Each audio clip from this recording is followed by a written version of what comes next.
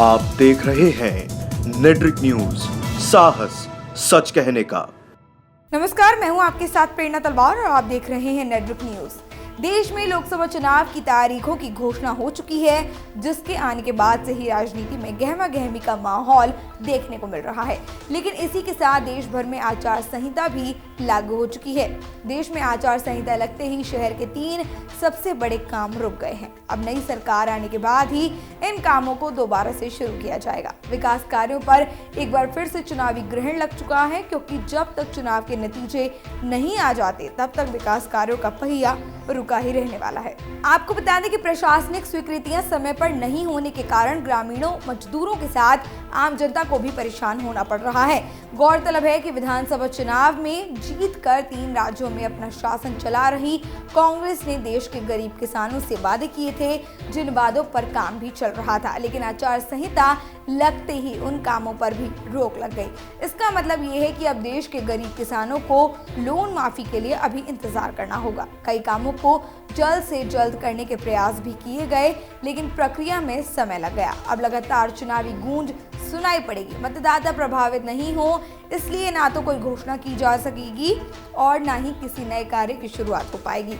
आपको बता दें कि मध्य प्रदेश की कमलनाथ सरकार रतलाम शहर को बड़ी पहचान देने के लिए सोने का गोल्डन पार्क बनाने का काम शुरू कर रही थी, लेकिन अब उस पर भी रोक लग गई है। तो वहीं कमलनाथ सरकार के आते ही नगर निगम ने 4 साल बाद नेहरू स्टेडियम का जर्जर हिस्सा गिराना शुरू किया था, लेकिन अब वो काम अटक गया है। ऐसे ही इंटरसिटी बसें और मुख्यमंत्री की गाँव में गौशाला खोलने की महत्वाकांक्षी योजना भी चुनाव के बाद ही साकार हो पाएगी। कांग्रेस का सबसे बड़ा वादा, जिसके दम पर वो मध्य प्रदेश में अपना 15 साल का वनवास काटने के बाद वापस आ पाई, कि वो किसानों का कर्ज माफ करेगी। लेकिन जय किसान फसल ऋण माफी योजना के दूसरे चरण का 75,000 से ज्यादा किसानों को आचार संहिता खत्म होने के बाद ही लाभ मिलेगा। शहर की जमीनों की नई गाइडलाइन भी चुनाव तक टल गई है। जनहित से जुड़ा मेंटेनेंस का काम अनुमति लेकर किया जा सकेगा। पाइपलाइन और सड़क सुधार के काम नहीं रुकेंगे। लेकिन कमलनाथ सरकार ने किसानों से वादा किया है कि आचार संहिता खत्म होते ही लोन माफी का काम पूरा कर दिया जाएगा।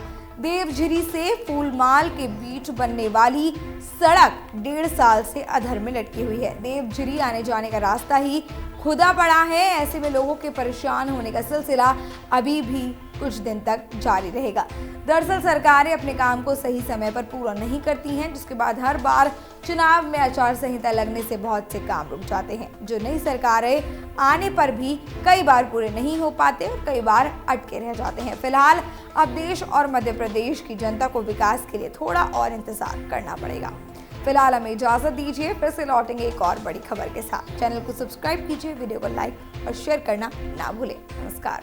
जुड़े रहने के लिए हमारे YouTube चैनल को सब्सक्राइब करें, साथ ही बेल आइकन को दबाएं। नेट्रिक न्यूज की खबरें सबसे पहले देखने के लिए।